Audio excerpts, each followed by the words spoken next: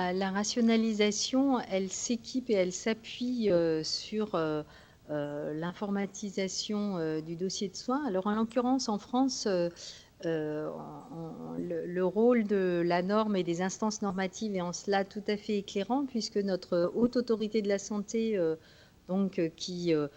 conçoit les manuels de certification en matière de qualité-sécurité, et qui donc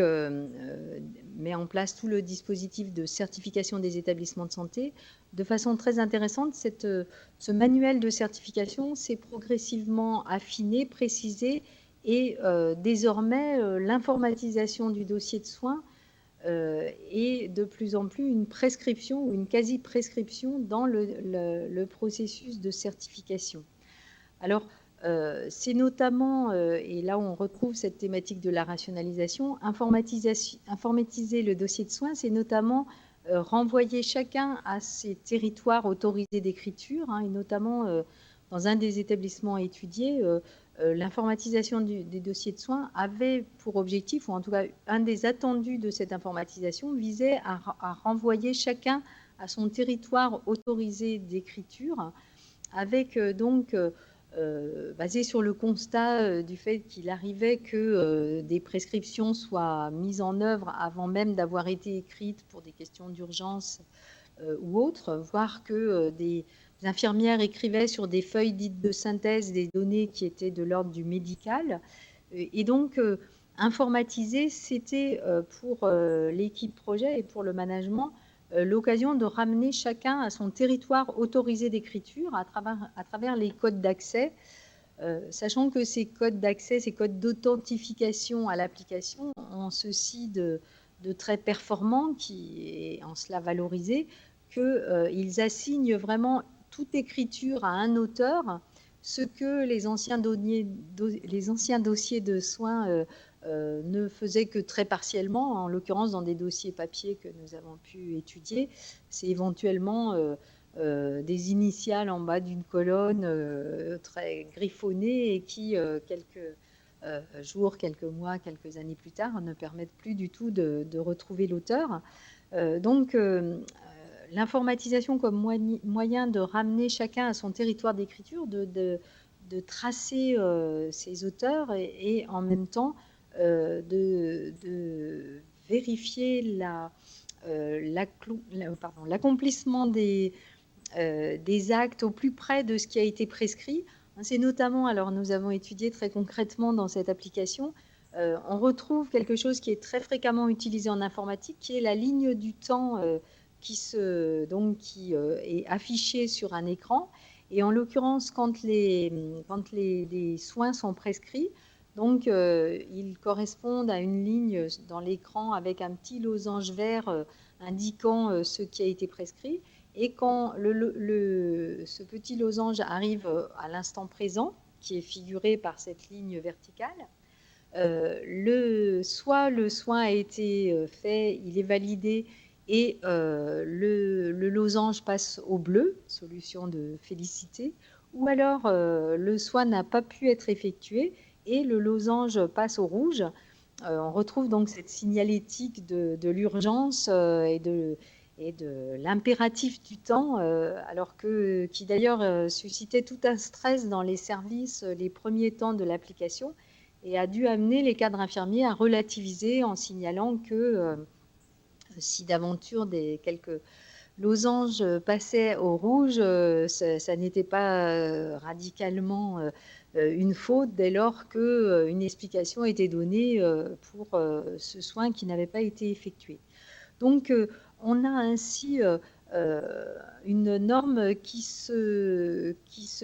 visibilise et qui se durcit en étant ainsi équipée par les technologies. Alors, euh,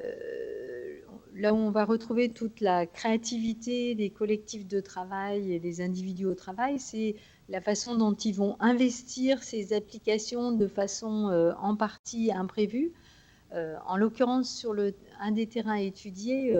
il était possible d'inscrire des remarques, alors soit directement associées précisément, par exemple, aux actes prescrits, mais aussi dans des cadres prévues à cet effet dans l'application, à différents niveaux de l'application.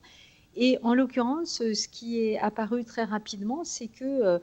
les personnels soignants, et notamment les infirmières, investissaient énormément ces espaces de remarques dans l'application pour noter toutes sortes d'éléments, alors y compris notamment pour contourner le caractère rigide des menus déroulants, hein, qui faisait que, par exemple, lors du rendu de l'état du patient, les menus déroulants ne permettaient que de marquer un item. Et donc, si, pour prendre un exemple très concret, un malade était à la fois fiévreux, nauséeux et avait des problèmes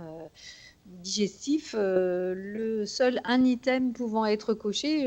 l'espace des remarques allait être investi pour noter tous les autres indices de la situation du patient. Alors, ce qui nous a d'ailleurs beaucoup intéressé dans le fait de suivre cet établissement dans la durée, hein, c'est un peu aussi notre marque de fabrique et ce à quoi nous sommes très attachés quand c'est possible, c'est de faire des études de cas longitudinales avec donc une immersion dans l'établissement assez longue pour comprendre ces modes de fonctionnement et pour dégager ce qui est de l'ordre de l'événementiel, de phénomènes plus récurrents. En l'occurrence, dans cet établissement, nous observons depuis 2008, donc ça fait un certain temps que nous retournons régulièrement sur ce terrain. Et en l'occurrence, ce qui est intéressant dans ce cas-là, c'est que on a une équipe projet et une équipe d'informaticiens très réactifs qui essayent de s'adapter aux situations. Et donc, on a pu observer comment donc ce champ des remarques était ainsi investi par le personnel soignant, comment l'équipe projet avait essayé de resserrer l'écriture en rendant inaccessibles ces espaces des remarques, ayant ainsi découvert que tout un ensemble de traces se dispersaient dans l'application d'une façon qui, pour le management, apparaissait peu conforme aux exigences médico-légales de traçabilité et de chronologie des mesures et des notations. Et donc,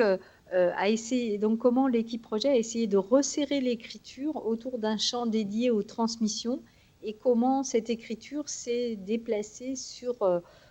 d'autres écrits ou d'autres conversations au fil du temps.